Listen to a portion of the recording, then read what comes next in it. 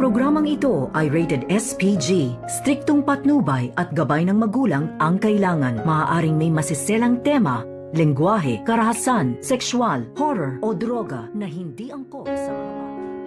Matutuklasan na nga dito ni Annalyn at Giselle kung saan nagpa-DNA itong si Kinito at dahil dyan ay malalaman nila ang resulta at magiging ebidensya ito kay Carlos.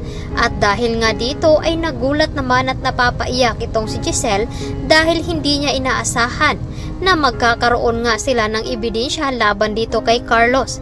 At sa pagbabalik nga dito ni Kinito ay siya ang tutulong sa paghahanap dito kay Lolo Pepe. Subalit ito namang si Annalyn ay hindi niya inaasahan ang nangyari dito sa kanyang ina.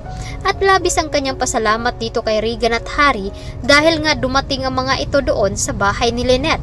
At nailigtas nga dito ang pag-hold up dito kay Lynette. Subalit ito namang si Carlos ay sinisisi naman itong si Lynette sa nangyari dito sa kanyang anak na si Harry. Dahil sa pakikitulong dito ni Harry doon sa mga hold-upper ay agad naman nasaktan at nabaril nga ito. Kaya hindi makapaniwala itong si Lynette na dito sa pag-uugali ni Carlos ay matutuklasan niya ang tunay nitong pagkatao. Samantalang nagalit naman itong si Zoe dito kay Moira dahil nga hindi ito pumapayag na pakawalan na lamang nila itong si Lolo Pepe dahil masyadong ngang nakatuon sa kanyang investigasyon at pinagdududahan nga siya dito nila Giselle at ni Annalyn. Nai-report naman agad nila ng pulis. Agad naman sinabi dito ni RJ na bakit nga daw nila itatago ang kanyang ama. Ano nga daw ang motibo?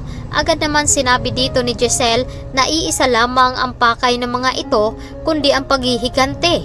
Ang hindi nila alam na meron itong malaking sikreto kaya nila ito tinatago. At sinabi rin dito ni RJ na dapat ay makaabot ng 24 oras upang kumilos ang mga pulis sa pag-imbestiga. At dahil dito ay naiiyak na lamang itong si Giselle. Agad naman lumapit itong si Annalyn dito. At agad naman sinabi ni Annalyn na baka may alam nga itong si Carlos dahil napatawag nga daw ito kay Zoe. At dito na nga pagdududahan nila itong si Carlos sa mga kinikilos kads. Tumawag naman ito si Lynette dito kay Carlos at tinanong kung anong oras nga daw ito uuwi.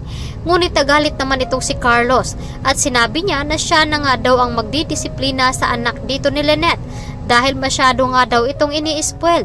Hindi naman nakapagsalita itong si Lynette na kahit nga gustong-gusto niyang ipagtanggol ang kanyang anak dahil hawak siya dito ni Dax.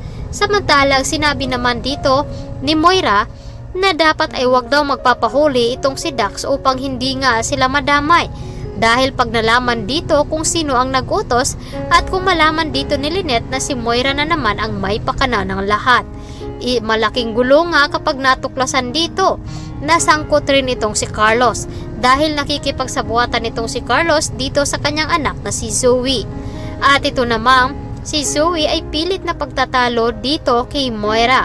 At pati naman si Baladja ay hindi naman makapagdesisyon dahil gusto nga nilang pipirahan itong si Lolo Pepe. Ngunit sa pagdating dito ni Zoe ay pipigilan nila kung ano man ang gawin nila dito kay Lolo Pepe. Kaya naman itong si Lolo Pepe ay gustong-gusto na nga niya makatakas doon upang maipaghiganti niya at ipadanas niya dito kay Moira ang ginawa nito sa kanya. Kaya naman magdadrama itong si Lolo Pepe dito kay Zoe na patatakasin siya at mailigtas siya sa kanyang kasalanan na pagtatago ng sikreto. Kaya ito ang dapat nating aantabayan at aabangan ngayong hapon dito lamang sa Abot Kamay na Pangarap. Maraming salamat.